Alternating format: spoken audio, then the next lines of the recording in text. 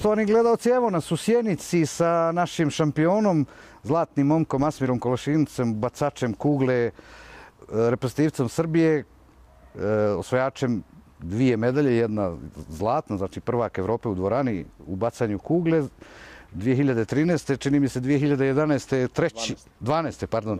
Godinu dana ranije treći. Dakle, 2 medalje na 2 velika takmičenja, evropska prvenstva.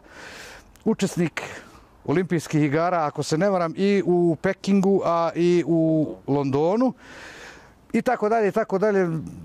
Za relativno, hajde da kažemo, kratko vrijeme Asmir je bio zaista na puno tih velikih takmičenja.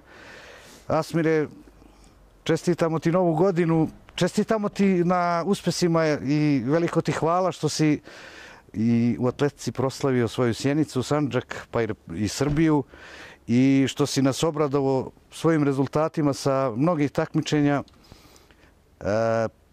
Reci nam, kako si počeo da se baviš atletikom, konkretno bacanjem kugle? Šta je odlučilo da baš kugla to bude? Ja ću prije svega da se zahvalim što ste došli u moj grad, u ovako jednom lijepom danu, rijetko lijepom danu u zimskom periodu u Sjenici. Da prije svega i također poselamim i pozdravim tebe, još jednog gosta i sve gledalce Tutenske televizije. Hvala. Da se zahvalim na ovim lijepim riječima u ovom lijepom uvodu i naravno da se zahvalim na lijepim željama i također tebi i svim ljudima u Sandžaku i Tutinu da poželim sve najbolje u 2014. godini. Ja sam atletikom počeo da se bavim dosta rano, zato što je moj otac bacao kuglu također. I već u tim nekom ranom periodu sam išao sa njim, odnosno on me je vodio na te njegove treninge i ja sam kroz taj period nekako i zavoleo bacanje kugle i kasnije počeo i sam da treniram i ostao u tome. Ti imaš starijeg brata koji se također bavi uspješno atletikom, on je u Sarajevu, nešto je malo stariji, pa je verovatno to presudilo da odeš u Sarajevu, u Bosnu i Hercegovinu.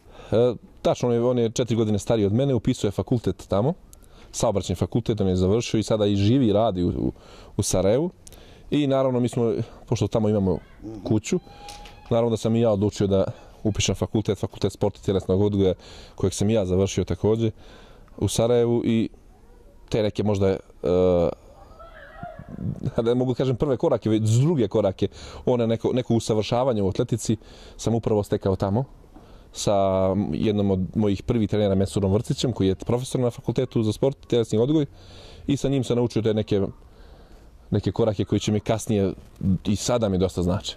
Znači to ipak nije, da tako kažem, u žargonu bilo vrijeme koje su pojeli skakavci, bilo je nekog hajra koristi od toga. Kasnije dolazi ova faza uspješna sa trenerom, saradnje sa trenerom Nikolom Tomasovićem, specijalistom za bacačke discipline. Naravno, u tom periodu sam ja osnovne korake, one najbitnije korake naučio upravo u Sarajevu, koji mi dan danas puno znače. I ovo što se danas dešava i ovih godina posljednjih, to je sve odraz tog dugogodišnjeg rada i učenja svega toga. Ili možete da naučite za godinu dana i odmah da bacite. Znači to mora godinama i godinama da se uči i tek na kraju da se dođe do rezultata. Jer atletika je takva i da mora mnogo se trenira, mnogo da se ulaže da bi tek možda na kraju rijetki uspjeli. Evo ovako, mi smo pratili tvoju karijeru i onda dolaze velika takmičenja. Prvo veliko takmičenje, baš si rano, da tako kažem, možda uskočio u vatru, najveće planetarno takmičenje, olimpijske igre, ako se ne varam, u Pekingu. Jedan neverovatan ambijent na treningu, čini mi se sila, neki 30, koliko više hiljada gledalaca, a rani jutarnji sati. Ja sam u Pekingu, u Pekingu sam imao 23 godine, što je relativno mlado za jednog bacača kugle. I ja mislim da sam tada možda bio i najmlađi bacač u toj konkurenciji od 45 bacača koji su imali normu. U tom trenutku ujutru, možda čak i bilo i preko 50.000 ljudi, što zbog nas, što zbog kvalifikacija 100 metara, gdje je trčao Usain Bolt, pa je onda u tom nekoj euforiji dosta je publike došlo i ja kad sam se ujutru pojavio u 9 sati, pun stadion, znači nikad nisam u životu ni pred 10.000 bacao, kamoli preko 50. I onda sam se u tome svemu malo možda izgubio, ali opet nisam podbacio, da kažem, nisam nešto loše bacao, već ono očekivano za moje rezultate. Bacio sam preko 19 metara, što mi je bio cilj, i bio sam 33. Što je opet bilo za mene zadovoljavajuće, jer nisam ja mogao očekivati baš sa toliko godina i sa tim nekim rezultatima, jer sam te godine prvi put bacio i to samo jednom preko 20 metara, da sad tamo bacim neke lične rekorde ili možda uđemo u finale. Onda je već došlo. Ali to je bilo jedno veliko iskustvo, iako je to bilo ono bukvalno odmah u vatru, to mi je sigurno mnogo značilo za kasnije takmičenje. Kasnije dolazi još jedno veliko takmičenje gdje svojom željeznom voljom, da tako kažem, upornošću, disciplinom, treningom, presingom na taj trening famozni, čini mi se 2011, je li tako, gdje ti osvajaš bronzu? Ja ću ići malo još ranije. Svetsko prvenstvo nakon olimpijskih igara u Pekingu bilo u Berlinu 2009. godine, gdje sam ja sa 19.70 bio 22. Znači skidao sam nekih 11 mjesta godišnje. 2010. godine svetsko prvenstvo u dvorani, gdje sam prvi put bacio 20 metara na velikom takmičenju 20-10 i bio sam 11. Onda nakon toga Evropsko prvenstvo bio sam 9.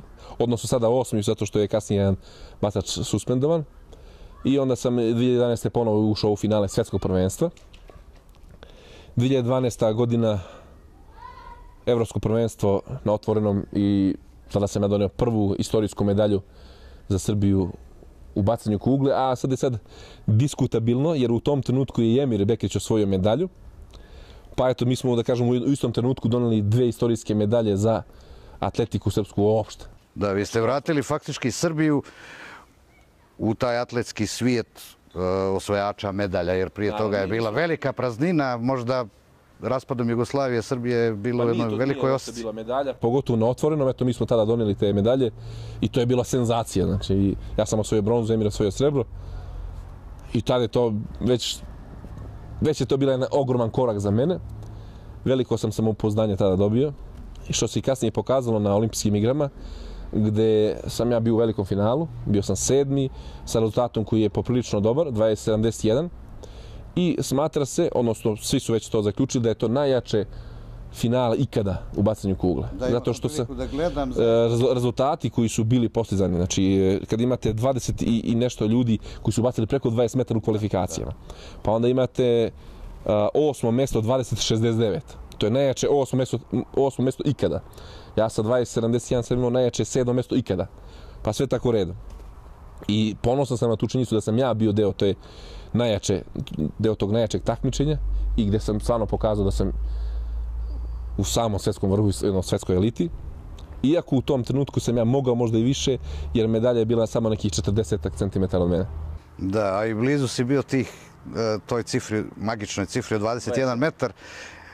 Ti si, ko se ne varam, suvlasnik rekorda sa Perićem u dvorani. 20.64. Trojice nas drže taj rekord. Vlado Milić isto također baci 20.64. Nakon toga, znači da idemo hronološki, Evropsko prvenstvo. Ja sam imao jednu stvarno fenomenalnu dvoransku sezonu 2013. gdje sam na svim mogućim takmičenjima pobedio. Gdje god sam se pojavio, ja sam pobedio. Od Balkanijade do prvenstva Evrope. Sa mnogo dobrim rezultatima, međutim, ta euforija koja je bila vladala kod mene, pogotovo nakon kvalifikacija, gdje sam ja noć pred kvalifikacijom nisam mogao da spavam jer sam bio mnogo spreman i vidim da ću da pobedim, da mogu, i onda od te euforije ne možete da spavate. Onda, nakon kvalifikacije gdje se to već vidi da sam ja jedini prebacio normu za kvalifikaciju normu, u prvom hicu odmah, onda također drugu noć nisam spavao, znači možda neki sat vremena. I onda sam ja već na finale došao bukvalno umoran, iscrpljen. Mediji su već bili mene proglasili pobjednikom, navaljivali, zvali me, pisali ovo, ono. Ja nisam u tom trenutku, možda je to bio danak neiskustvu, nisam isključio telefon da se skroz izdvojim iz toga, da napravim jedan karantin sam za sebi i da se fokusiram takmičenje. U finalu sam ja u prvoj seriji imao energije da se skoncentrišem, u prvoj seriji bacio jako daleko, možda i preko 21 metar, ali sam napravio mali prestup. Onda u drugoj seriji sam već razmišljao da obezbedim zlato, gdje jesam 20.60, pa onda 20.62, 20.49, 50 i nešto, 54 čini mi se. Gdje vidite da je to bio samo jedan isti nivo i gdje nije bilo tog špica jednog. Ali opet... Ali zlato je zlato? Zlato je zlato. Da. Tako sam i dao izjavu ono prvu posle osvajanja na Eurosportu sam dao ta izjavu. Znači, na šampionatima se borite za medalje, ne za rezultat. Međutim, eto, ja kad sam već osvojio zlato, ostalo mi ono kao malo da mi je žao da što nisam bacio još dalje. Ali, šta je tu, to je. Idu naredna takmičenja. Evo, već imamo sad 7. mart, čini mi se, svetsko prvenstvo, tako? U dvorani, jeste u Poljskoj, u Sopotu. To je ono za što se ja sada spremam. Došao sam samo na par dana ovdje u Sjenici ovako za praznike, malo da vidim roditelje, jer neću vidjeti u narednih 3 mjeseca. Ni brata također. Jer zaista, kada ste u ovakvoj jednoj vrsti sporta, u atletici, pogotovo u bacanju kugle, koje je jako popularno u svim državama Evrope i svijeta, zaista treba mnogo odricanja. Znači, ja ću bukvalno sutra idem za Novi Sad, gdje ima dvorana za treninge, dobra. Znači, svakodnevno, znači, u naredne 2,5 mjeseca trenirati 2 puta dnevno, gdje ću između tih treninga samo spavati i jesti i to je to. Znači, nema izlazaka, nema ništa, znači, samo trening, spavanje i jelo. Sad, ta prva faza priprema je bila gore u Medulinu, u Istri, kod Pule. Kako je proteklo to? Odlično, što kažu, ja mogu kažem hvala Bogu samo na ovakvom lijepom vremenu što me je poslužilo, što sam i u Medulinu imao temperaturu i do 17 do 18 stepeni, pa smo mogli normalno da treniramo i na polju. Odlično sam odradio pripreme, u ovom periodu nikad nisam bio spremni, što je mnogo dobro. Odnosno, nikad nisam bacao dalje u ovom periodu, a sa snagom sam na istom nivou, što je dobro također, jer kad se popravi snaga ići će i daljina, naravno. To je sada, to ću, što kažu, odraditi ako Bog da u januaru. I samo molim Allah Đelešanu da bude bez nekih povreda, bez nekih neplanskih... To su najveći neprijatelji, ne samo protivnik, nego neprijatelji. Neprijatelji, naravno. Da to sve protekne kako treba i po planu. I mislim da ako Bog da više rekord neće biti 2.64, nego će biti puno više. Da to sve protekne kako treba do svjetskog prvenstva i onda na svjetskom prvenstvu vidjet ćemo. Biće vjerovatno jaka konkurencija, paklena kao i obično. Biće tu i Rishofa, i Majevski, i Štrol, i još ljudi koji plediraju na medalju, da. S obzirom da Amerikanci imaju svjetskog prvaka, oni jedini imaju pravo da dovedu trojicu bacača. Tu će biti, znači, Ryan Whiting, Rishofa i Christian Cantwell. Oni su višestruki svjetski prvaci u dvorani. S obzirom da je takmičenje u Poljskoj, to je država, dakle, olimpijski pobjednik Majevski, znači računajte da će on biti maksimalno spreman. Štrol je uvijek spreman i opasan. Nemac nema titulu svjetskog prvaka u dvorani, znači mi će maksimalno spreman. Imate tu na 5 bacača koji kad su spremni zaista je teško njih pobediti. Ali eto, moje što kažu da budemo onaj neki od koga se niko ne nada, a da može mnogo da učini. Ja eto iskreno se nadam da će to tako se desiti, da će ući u finale i onda ako se pogodi hitac, da se nadam da možda i neko... Kažu mora mnogo stvari da se poklopi. Naravno, to je sport, takav je sport, znači morate imati mnogo sreće da u tom trenutku, u toj sekundi kada se okrećete, naiđe taj nalet adrenalina da udarite koliko možete rukom i da odlete daleko. Ali ne zadugo slijedi i evropsko prvenstvo u Cirihu, ako se ne varam ponovo, ali na otvoreno? Možda i bitnije takmičenje za mene, jer to je znači, Evropa je još uvijek kontinent gdje ja mogu da ga osvojim, naravno, s obzirom da sam šampion Evrope. Svetsko prvenstvo još uvijek možda nemam ni godine dovoljno iskustva da bih mogao da pobjedim. Tako da je prioritet, znači za sezonu 2014. je ipak Evropsko prvenstvo u Cirihu, znači u avgustu, gdje je također, s obzirom da nema neki veliki takmičenja u tom periodu osim evropskog, također će svi doći jako spremni iz Evrope, ali to vidjet ćemo, bit ću ja spreman, pa...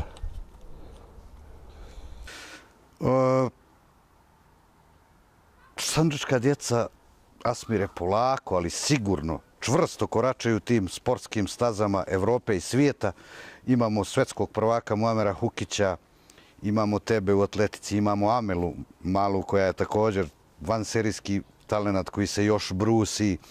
Imamo sijaset fudbalera, jednog Adema Ljajića, pa tvog prezimenjaka Kolašinca koji igra za reprezentaciju BiH, pa braću Hajrović, pa da ne nabrajam. Imamo mnogo ljudi mladih koji jedva čekaju da dobiju šansu i kad je dobiju čvrsto je prigrabe i pokažu da su neko i nešto na toj svetskoj, evropskoj mapi u sportu. Dakle, ona činjenica koju su izrekli neki ljudi da djeca iz Sandžaka samo ako dobiju uslove i dobiju šansu, oni mogu rame uz rame da se bore sa svim svojim vršnjacima sa svih kontinenta i da budu među najuspješnijima. Vidi, ja sam prošao svijet uzduž i popreko. Nema gdje nisam bio, nema kontinenta, nema države gdje nisam bio takmičio.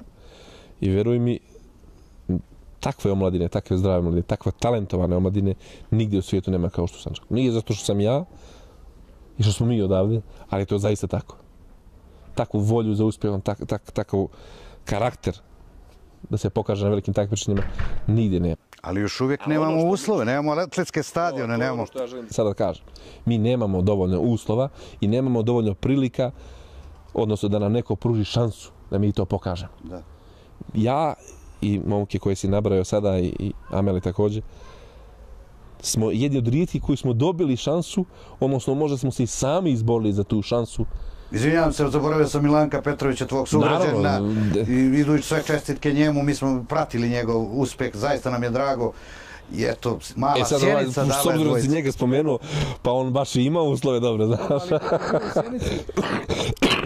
On je također bio uporan, radan, vrijedan. Šalim se ja malo Eto, pokazuje i on, ako dobije uslove, da je ekspert. On je, znači, svojim radom i trudom zaslužio da se u njega ulaže. Olimpijski komitet je ulagao dosta u njega zadnjih nekoliko godina i on je te rezultate odmah pokazao i uzvratio za to ulaganje, ali ja mislim da će on njegovi rezultati tek doći, jer se tek počeo ulagati u njega. Ja mislim da će on u budućnosti sigurno biti jedan od top 10 možda najboljih biatlonaca u svijetu. Ali o tom potom vidjet ćemo, to je sport, to nikad se ne zna. Znači mi samo predviđamo i on je talentovan za to, međutim nikad se ne zna da li će on to i ostvariti. Sjenica je fantastična sredina za razvoj recimo nekih sportova, prije svega tih zimski pa i atletskog sporta. Djeca su ovdje čvrsta, imaju čvrstu kost, jednostavno jaka su i mentalno i fizički, kažem, kad bi postojali uslovi. A ja sam razgovarao sa ljudima, stručnjacima, kažu da je ovdje idealno za visinske pripreme za mnoge sportove. I atletika, i fudbal, i ne znam, bilo koji sport. U zadnjih 3 godine ja se ljeti uvijek spremam ovdje. Znači, dosta njih ljudi mene pita zašto ti ne odeš negdje u inostranstvo da se spremaš. Ali upravo ta nadmorska visina, ta hrana, prirodna hrana, ambijent u kojem se ja ovdje nalazim, ta da kažem, okolina, porodica, prijatelji koji su od mene, znači to meni savršeno odgovara. I ja se uvijek ovdje mnogo dobro spremim. Imate nadmorsku visinu gdje je grad na preko 1000 nadmorske visine. Imam krug za bacanje koji je gore na Jelenku na 1650 nadmorske visine. Znači ja idem gore, treniram, te bacam. Teretana je vrhunska, znači drže i moji prijatelji. Hrana također i to su za mene idealni uslovi. Meni to ne treba. Ja sam po prirodi skroman momak, ne treba mi mnogo da bi bio srećan, da bi bio zadovoljan. I tu se u meni sve poklapa kako treba. I ja sam odavde uvijek išao spreman i nikad nisam otišao na neko takmičenje nespremne Sjenice. Nikad. A ako tamo ne uspijem, onda je to bio već možda neki drugi razlog. Ili možda manjak sreće ili možda neka moja greška u toj nekoj pripremi pred samo takmičenje. Kao što sam imao u Moskvi. Ali inače odavde kada odem nikad nisam bio nespreman. Ja se izvinjavam, zaboravio sam da spomenem i mog prijatelja, tvog još većeg prijatelja Sanela Papića, boksera koji je sjajan momak i odličan bokser. I čini mi se da jednom sam prilikom govorio, razgovarao s njim i on kaže, pored toga što smo dobri prijatelji, kaže, Asmir je moja inspiracija svojim rezultatima, vuče da i ja dam mnogo više od sebe da postižem što bolje rezultate. Pa dobro, mi se zaista i družimo i često i treniramo zajedno u istoj teretani i razgovaramo tako o nekim temama, nekim sportskim, kako na koji način doći do nekog vrhunca, jer uvijek je teško kada ste prvi u nečemu, kada probijate led, kada niko prije vas nije to nešto postigao. Mi smo generacijama unazad uvijek bili, neću reći građani drugog reda, već nekako smo bili u toj nekoj sredini gdje nismo... Ostavljeni smo bili. Upravo to. Znači nismo bili, da kažem, ravnopravni sa drugima. Znači država je više uvek ulagala u te neke druge gradove osim u Sjenici, nego u Sjenici. I mi smo svi morali sami da se borimo i nikad nismo doživljavali to kao mi smo ravnopravni kao oni, pa ćemo se borimo, ne, nego su, pa dobro, uvek su oni malo bolji od nas. Sad je trebao neko da dođe tu i da to, taj led probije. Da kaže, stani, što su oni bolji? Nisu bolji, mi smo bolji. Ja ću da budem bolji. To su te teme koje pričamo ja i Sanja i kako sada mi, na koji način da jedan drugo pomognemo da budemo svetski prvaci. Kako da, šta treba mi da razmišljamo, kako to da bude, da sklopimo taj mentalni sklop, da budemo najbolji. Jer mi sve drugo imamo. Imamo talent, imamo uslove, imamo ogromnu želju, motivaciju. Samo treba da to psihički u glavi slomimo. Kaže, ja ću da budem svetski prvak i ništa mu u tome ne može ostaviti. Osim Allah dželešan. Zanimljivo, Muamer Hukić, s kojim sam ja ovako imao prilike mnogo puta da razgovaram, upravo priča o toj motivaciji. Kaže, mi Sandžaklije smo posebni samo u jednom. Mi hoćemo uvijek da se borimo protiv najboljih.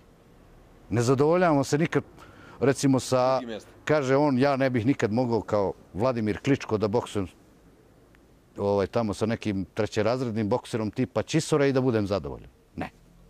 Samo protiv najboljih. To je jedan... Ja mislim da je tako i u ostalim sportovima. Jako smo slični u tom razmišljanju. Ja ne želim zaista da budem nikad drugi. Znači, meni je uvijek, ja kad dođem takmičenje, ja želim da budem prvi. Nisam došao da budem učesnik. To, svaka čast svakom.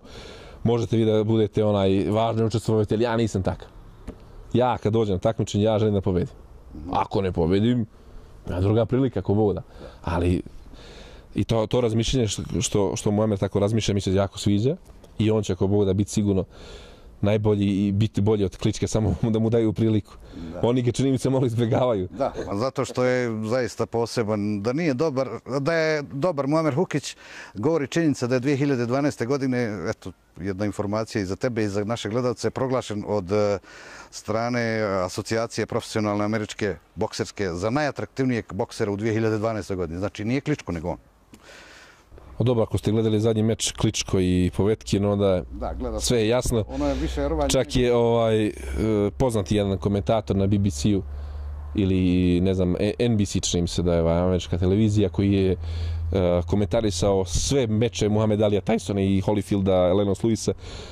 Tokom tog meča izjavio da je ovo najgori meč ikada boksova za titulu šampiona svijeta. Imao sam priliku da čujem Nešu Borovčanina koji je bio prvak Evrope u kruzer kategoriji, koji mi je rekao, kaže, ja ne znam, čini mi se da braća Kličko i jure, ne bi da podcijenim njihove rezultate, ali oni jure nekakve rekorde, ne bi nadmašili Muhammed Alija. Međutim, po mom skromnom mišljenju, to kaže Neša Borovčanin, oni ne bi mogli da nose rukavice i peškire Muhammedu Aliju. Uostalom, on je proglašen za svetskog broj 1 u sportu, ne u 20. stoljeću, ne samo u boksu, nego u cijelom sportu.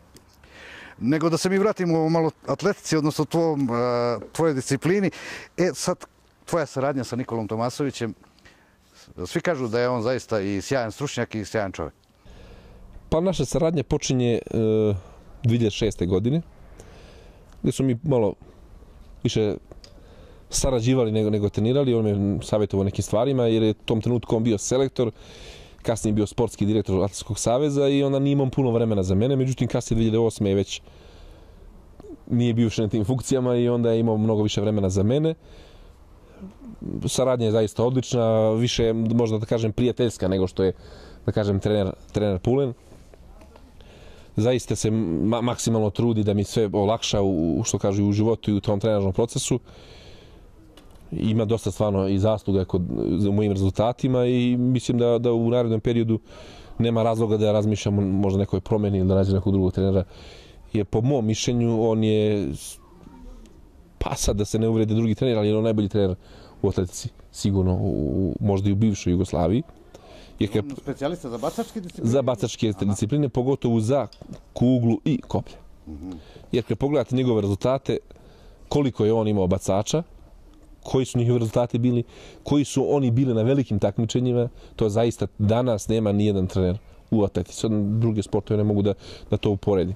On je imao, znači, Lazarevića koji je bio, recimo, na svjetskim prvenstvima, u olimpijskim igrama.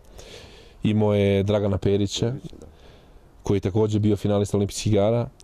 imao je Seada Kadžalića koji je bio isto finalista olimpijskih igara, osvojače medalje, znači Jovan Lazarević osvojio medalju, Dragan Perić osvojio medalju, ja sam znači osvajao medalju, znači 2 medalje, olimpijska finala, svetska finala, sve, znači sve on tu bio trener toga. A kad pogledate druge trenere, oni to baš i nisu imali. Luka Rujević je bio je talent, međutim negdje se izgubio. Vidite se druga stvar. Naravno, ne poričem to da je on talent i još uvijek je talent, međutim, ako imate talenta, vi mora da znate kako da radite sa njim. Ne možete junioru davati treninge od seniora. To će pokazati rezultate u juniorskim danima, ali poslije kad dođu u seniorskim godinama, kakve treninge da mu dajete? I on je svoj maksimum, nažalost, postigao kao junior. Isforsiran je kao junior i kasnije već stagnira. I već... Slično je prošao kao malog iz Novog Zelanda, odakle je bio onaj... Jasko Gil. Da. Sad ga nema. Mislim, nije da ga nema, nego kao sad... Jasko ili Jacko Gil, kako ga se on već zove, ne znam kako se to izgovara. On je zaista talentovan, ima veliku brzinu i ima osjećaj dobar za kuglu, znači dobar baca kuglu. Zna da je baci. Znači nije mnogo jak, ali zna da je baci dobro. Naravno, i on je preforsiran, on ima jedan mali poremećaj, ako smijem to da kažem na televiziji, ne može da spava. I spava 2 do 3 sata dnevno. A trenira... Pojma nemam šta je razlog tome, možda je to urođeno, možda ne znam šta, ali znam podatak da on trenira 3 puta dnevno. Zato što on ne može da kontroliše energiju koju ima u sebi. Znači, takav je po prirodi, znači, mnogo energičan, mnogo impulsivan, mnogo jak, za svoje godine, naravno. I onda on 3 puta dnevno trenira. I onda su rezultati, naravno, odjedno eksplodirali. I sad ga već nema, znači, on se već 20 godina se napunio, već se ispovređivao nekoliko puta i to ozbiljne povrede. I kad se vi u tim godinama već mnogo ispovređujete, onda već nema šta da se traži da kasnije. Kad smo kod povreda, čini mi se da je Bog tebe pogledao, da si bio sačuvan s te strane baš hvala Bogu, znači što tiče toga sam zadovoljan, veliku zaslugu za to ima sigurno i ovo Podneblje, znači Sjenica, znači ta hrana koju sam jeo, što kažu kad sam se rodio, pa na ovamo, pa recimo ima podatak, na VMA smo radili mi jedno testiranje, gustina kostiju meni je duplo veća nego recimo prosječnom čovjeku iz Beograda. I ovaj me pitao, si ikad lomio nogu, rekao, ili ruku, bilo šta, rekao, nisam nikad. Če nije ni čuda, da padneš s zgrade, ne bi se slomio koliko su čvrste kosti. To je ono malo čisto o čemu se ja govorio o toj... To je velika prednost meni u sportu, što se nikad nisam povređivao i onda kad vi nesmetano napredujete, uvek postoji bojazan. Znači, uvek, ja se pazim, uvek oprezan sam u tim nekim vežbama kada radim sa ogromnim težinama i uvek sam oprezan. Ali, eto, hvala Bogu, za sada nisam nikad imao povreda. Pa ne znam, polako da privodimo kraju ovaj razgovor, mogli bi da pričamo danima. Ja zaista volim atletiku i slažem se da je atletika kraljica sportova, jer zaista to je pokazale su zadnje olimpijske igre kad je Usain Bolt bio ono što kažu number one, broj 1, mada su tu bile sve zvijezde sportske iz svih sportova, uključujući i Kobija Bryanta i ne znam koga već, Rodgera Federera, ali Usain Bolt je Usain Bolt. Pa vidi, kad si već njih spomenuo... Ali kažu da je fudbal ministar financija. To si upravo. Vidi, kad si već sve spomenuo sve te sportiste, svi oni su došli na olimpijskoj stadionu u Londonu da gledaju njega kako trči. Da. Tako da, kad spomenete olimpijske igre, odmah je sinonim toga atletika. Dobro, ti si imao priliku da ga vidiš. Naravno, ja ga viđam zaista dosta često. Mi se srećemo i na Dijamantskoj ligi, na skoro svakoj se srećemo. Pa ne mogu sad da kažem, on je malo... Što bi rekli Bosanci, malo je ufuran. Ali kako i ne bi, znači njega saleću non-stop, gdje se pojavi, odmah 50 ljudi ga grli, ljubi, čupa, da ga slika i tako. I onda on se malo izdvojio od samih nas atletičara. Ali kad vidite kako on izgleda, kako on trči, sa kojom lakoćom, vidite da je on bukvalno rođen za to. Tako ga, što kažu, Bog stvorio da bude za to i priliči mu. Hvala Bogu da postoje takvi sprinteri, uopšte atletičari, jer oni čuvaju primat atletike i zbog njih se mnogo djece bavi atletikom. Oni su magnet za to. Popularnost atletike je dosta skočila kada je došao Usain Bolt. Znači, otišla je u na visok nivo i što je meni drago. Znači, i atletika i u Srbiji je otišla na visok nivo. Što zbog njega, a naravno i zbog nas koji smo donosili medalje u posljednje vrijeme. Sad, kad smo pomenuli Usaina Bolta, on jeste uzor pa svim atletičarima i ne samo njima, nego svim sportašima, da tako kažem. Ti kao mlad čovjek, uspješan čovjek, pretpostavljam da imaš neku poruku za mlade ljude. Šta bi im poručio? Ne samo kad je sport u pitanju, atletika recimo, nego ovako uopšteno. Sad te informacijone tehnologije sve više djecu udaljavaju od bavljenja sportom, a sport, čini mi se, postaje sve više zdrav način života. Ranije nije bio toliko potreban kao danas. Ja sam, nažalost, jedan od tih koji dosta zavisi od tih laptopova, mobilnih. I u posljednje vrijeme sam probao nešto što mi je zaista donelo neki, da kažem, neki mir. Imao sam ja taj mir dok nije bilo ovih svih stvari. Međutim, postao sam zavisan od toga i ja sam rešio da ako mogu jako da zaspem bez laptopa, bez mobilnog, bez ništa. Da to skroz odstranim. I par puta sam probao, bilo mi zaista teško, ali nakon 3-4 dana sam osjetio da sam mnogo odmorniji. Pa kad odem na trening, ja isključim telefon skroz. Ne želim da mi niko uznemirao sam treningu. Mnogo bolje odradim trening. Sad ne bi ja da mladima poručujem ostavite se mobilni, ostavite se laptopa, ali zaista to ne donosi mnogo dobro. Vi imate informacije, naravno, sve što vas interesuje, vi odete na laptop i sve to vidite na internetu. Međutim, to nije rješenje. I dosta ljudi ne vodi računa o svojoj deci, već ga od malena, od 5-6 godina dok nauči da prstima ovo radi, odmah mu kupi laptop, zato što druga deca imaju laptop i oni od malena već ne razmišljaju ni o trčanju, ni o pravilnom razvoju, ni o ishrani, ni bilo čemu. Što sam ja, hvala Bogu, imao u to vrijeme dok sam ja odrastao, toga nije bilo. I hvala Bogu sam zdrav i odrastao i većina moje generacije, ali se bojim da ove generacije koje dolaze to neće imati. Pa ćete vi vidjeti da će im prsti biti malo krivi, da će oni biti malo povijeni, što naravno nije dobro. Tako da ja savjetujem da koliko god mogu da smanje vrijeme koje provode za internetom, to tako da se izrazim, a da povećaju vrijeme za prirodu, za šetnju, za bavljanje nekim sportom. Sport zaista u ovom trenutku, u ovim kriznom, da kažem, vremenu, je jedan ventil gdje vi svu onu negativnu energiju koju imate od sebi možete da izbacite. Kasnije ćete i bolje razmišljati, zdraviji ćete razum imati, imat ćete volju za uspjehom u drugim sferama života. Jer ako kroz sport naučite da se borite, da budete najbolji, vi ćete i bilo kojem poslu kasnije da se borite da budete najbolji. Što će kasnije naravno doneti i dobre rezultate, naravno. Tako je to moja poruka mladima, znači da se bave sportom. Ne možemo svi biti šampioni, ali svi se možemo baviti sportom, naravno. U ovoj 2014. im želim prije svega zdravlja, što je najbitnije zaista, sreće i da rade one stvari koje ih čine srećni. Da imaju što manje stresa, jer stres ne donosi ništa dobro. Šta bi još mogo da im poželim, eto. I da zrače pozitivnom energijom. Naravno, da budu nasmijani, da uvijek žele više. I to je najbitnije. Znači da budu u krugu svoje porodice, da se trude da budu srećni, to je najbitnije. Asmire, veliko ti hvala što se ljubazno odazvao za ovaj razgovor. Želimo ti da 7. marta napraviš dobar rezultat, da nas sve obraduješ u Sjenici, u Sandžaku, u Srbiji, na Balkanu, u Evropi, u svijetu, a također i na prvenstvu Evrope tamo negdje 12. augusta u Cirihu. I ne samo to, nego da što prije prebaciš 21 metar, mada ne mora to da bude imperativ, ali eto, doći će to samo po sebi. Naravno, to ja uopšte ne razmišljam o tome, to će kada bude najpotrebnije se i desiti. Zaista vam hvala što ste izvolili vrijeme došli kod mene da me obiđete, da me malo vidite, da se malo razgovaramo.